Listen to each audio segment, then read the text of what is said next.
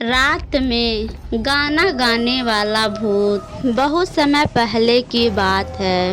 एक कानपुर नाम का शहर था। उस शहर में बहुत बड़े बड़े कॉलोनी थे। उस कॉलोनी में बहुत बड़े बड़े फ्लैट थे। उन्हीं फ्लैट में से एक फ्लैट में एक मोहन नाम का लड़का नया नया रहने आया था।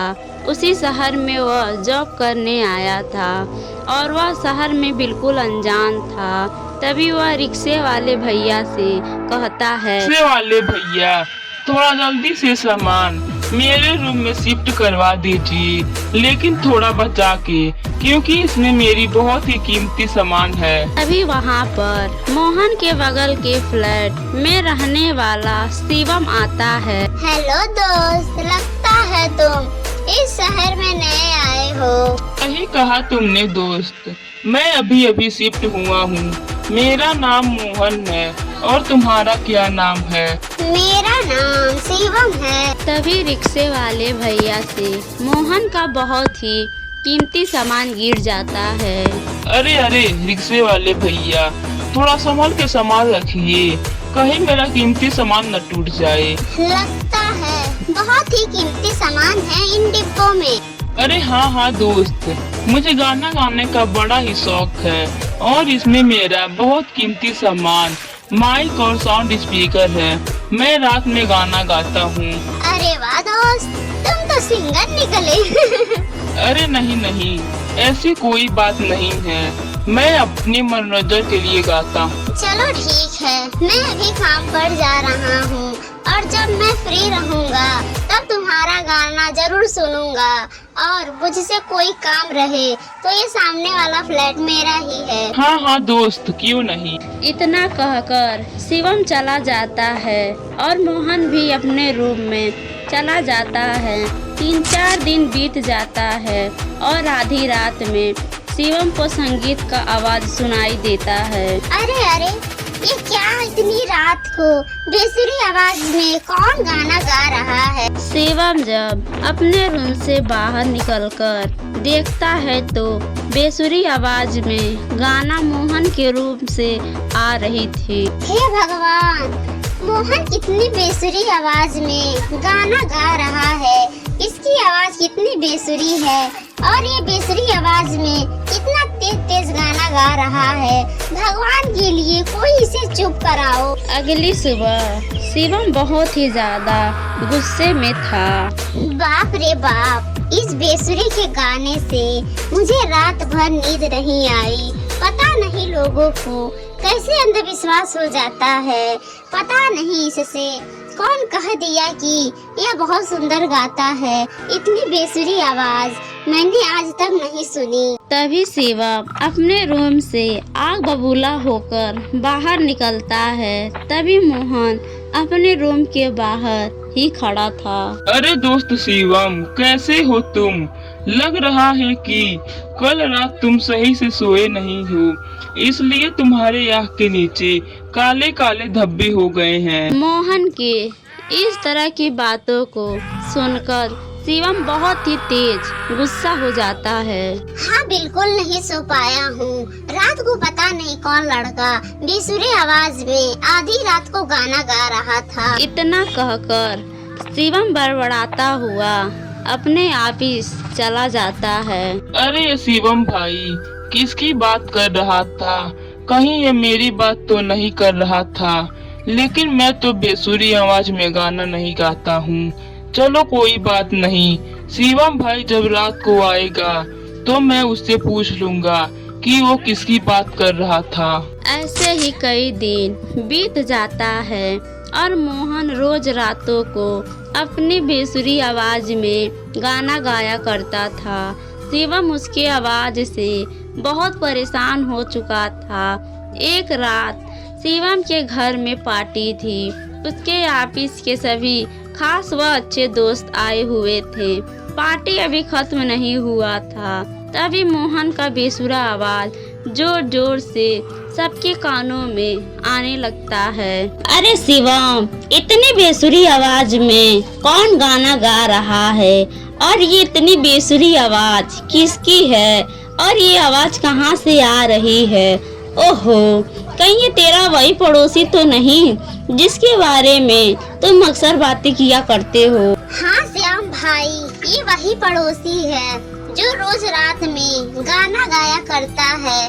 मैं इसकी आवाज से बहुत तंग आ चुका हूँ। देखो अपनी साउंड में कितना तेज आवाज चल रहा है, फिर भी उसकी आवाज हमें सुनाई दे रहा है। मेरे पास एक आइडिया है। शिवम आज रात उस बेसुरे मोहन को मजा चखाते हैं, जिसके बाद वह गाना गाना भूल जाएगा। शिवम को श्याम की एक भी बात समझ में नहीं आता है। क्या मतलब श्याम, मैं कुछ समझा नहीं। चलो मेरे साथ, मैं तुम्हें सब कुछ समझाता हूँ। इतना कहकर श्याम स्टोर रूम में चला जाता है और वहाँ से कुछ पुराने ट्यूब निकाल के लाता है। क्या श्याम भाई, तुम ये पुराना ट्यूब क्यों लाए हो?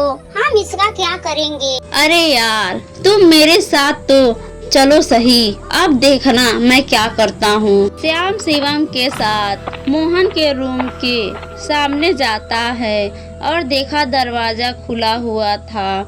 श्याम ने ट्यूब जलाकर मोहन के रूम के सामने रख देता है और वहाँ से चला जाता है। ये काम तो हो गया, अब तो देखता जा, इस धुएं से सिंगर का होश ठिकाने आ जाएगा। हा हा हा। वाह श्याम भाई वाह, क्या बात है। यह तरकीब मुझे क्यों नहीं सूझा? इसके बाद श्याम और शिवम वहाँ से वापस पार्टी में चले आते हैं। मोहन को धुएं के बारे में कुछ नहीं पता था। मोहन जैसे ही सोने के लिए जाता है, धुएं से उसका दम घुटने लगता है। अरे ये क्या, इतना सारा धुआं मेरे रूम में कहाँ से आ गया? मुझे तो सांस ही नहीं ली जा रही है। मोहन जोर जोर से खांसने लगता है, उसका दम घुटने लगता है क्योंकि पूरे रूम में धुआं भर गया था और कुछ भी नजर नहीं आ रहा था। उसने रूम के बाहर जाकर देखा तो उसके रूम के बाहर किसी ने ट्यूब जलाकर रख दिया था, लेकिन इसके पहले मोहन कुछ कर पाता कि तभी वह बेहोश हो जाता है और दम घुटने के कारण उसकी वहीं पर मौत हो जाती है। मोहन एक खतरनाक भूत बन जाता है। अरे ये सब क्या हो गया? मैं तो एक भूत बन गया। ये सब इस ट्यूब की वजह से हुआ है। और इस ट्यूब को यहाँ पर किसने रखा और क्यों रखा? जिसने भी ये काम किया है मैं उसे नहीं छोड़ूंगा। मोहन भूत अपने हत्यारे को ढूंढते ढूंढते अपने रूम से बाहर आ जाता है। तभी उसकी नजर शिवम के रूम पर पड़ता है। तभी उसके रूम का दरवाजा खोलता है। पार्टी खत्म होने के बाद शिवम के सारे दोस्त अपने अपने घर को जाते हैं, लेकिन श्याम शिवम के साथ सबसे पीछे निकलता है। देखा शिवम, मैंने तुझसे कहा था ना, मेरा आइडिया काम आएगा। अब कोई बेसुरी आवाज नहीं आ रहा है। हाँ श्याम, तू तो बहुत ही समझदार है। आज तेरे तरकीब की वजह से मैं सुकून की नींद सो पाऊंगा। तू ही तो मेरा अच्छा मित्र है। ओ तो मैं बचपन से हूँ। चल अब ज्यादा रात हो गया है, अब मैं घर चलता हूँ, तू जाकर अच्छे से सो जा। इतना कहकर श्याम अपने घर चला जाता है और शिवम सोने के लिए अपने रूम में चला जाता है। और श्याम और शिवम की ये सभी बातें पास में खड़ा मोहन भूत सुन लेता है और उसे बहुत ही ज़्यादा गुस्सा आता है और भूत जल्दी से अपने रूम में चला जाता है और अपना माइक और साउंड स्पीकर निकाल लेता है।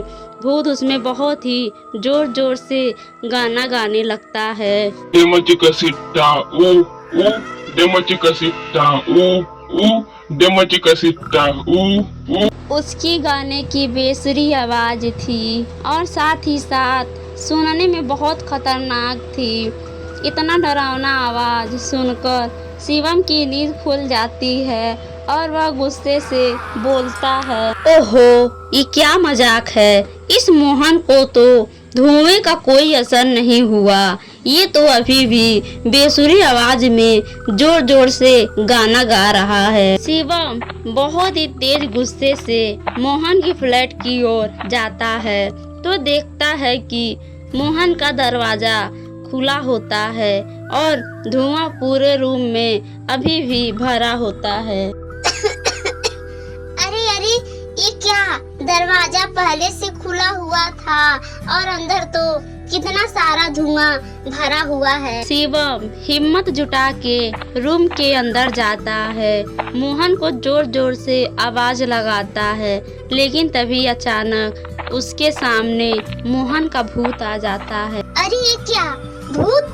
मोहन भाई, तुम्हें क्या हो गया? तुम भूत कैसे बन गए? ओह अच्छा, तू खुद ही मेरी जान लेकर मुझसे पूछ रहा है कि ये सब कैसे हो गया। क्या? नहीं नहीं मोहन भाई, मैंने तुम्हारी जान नहीं ली है। तू चुप कर, तूने ही मारा है मुझे। तूने मेरे घर के बाहर जला हुआ ट्यूब रखवा दिया, जिसके धुएं की वजह से मेरा दम घुट गया। मुझे धुएं से एलर्जी थी, जिसकी वजह से मेरी मौत हो गई। लेकिन मोहन भाई, मुझे बिल्कुल पता नहीं था कि तुम्हें धुएं से एलर्जी है, और ऐसे भी वह ट्यूब मैंने नहीं रखा। ट्यूब को तो उस श्याम ने रखा था। तो अभी के अभी तू उसे यहाँ पर लेकर आ। अगर तू उसे यहाँ पर लेकर आएगा तो मैं उससे अपना बदला ले लूंगा और तुम्हें जाने दूंगा। अपनी जान बचाने के लिए शिवम तुरंत ही श्याम को मोहन के फ्लैट में लेकर आया। अपने सामने भूत को देखकर श्याम डर गया। श्याम और शिवम आपस में झगड़ा करने लगे। तभी भूत ने श्याम का गला पकड़ लिया। तुमने मेरे रूम के आगे ट्यूब रखकर मेरी हत्या कर दी, तुझे तो मैं नहीं छोड़ूंगा। अरे नहीं नहीं, ट्यूब भले ही मैंने रखी थी, मुझसे ये शिवम ने कहा था कि ये तुम्हारी बेसुरी आवाज से चैन से सो नहीं पाता है और मैं इसकी सहायता करूं। श्याम की इस तरह की बातों को सुनकर भूत का गुस्सा और भी ज्यादा बढ़ जाता है। शिवम वहाँ से भागने की कोशिश करता है, लेकिन तभी भूत उसे भी पकड़ लेता है। भूत शिवम और श्याम का गला पकड़कर जोर जोर से गाना गाने लगता है। उसकी बेसुरी आवाज सुनकर शिवम और श्याम के कानों में बहुत ही ज़्यादा दर्द होने लगता है और वह सहायता के लिए पुकारते हैं। भूत की आवाज़ इतनी तेज थी कि किसी की आवाज़ सुनाई नहीं देता है। हा, जैसे मेरी आवाज किसी को सुनाई नहीं दी थी, वैसे ही तुम दोनों की चीखें भी किसी को नहीं सुनाई देगी। भूत ने शिवम और श्याम को तलवार से जान से मार देता है। अगली सुबह कॉलोनी के हर कोने में यह खबर फैल जाती है।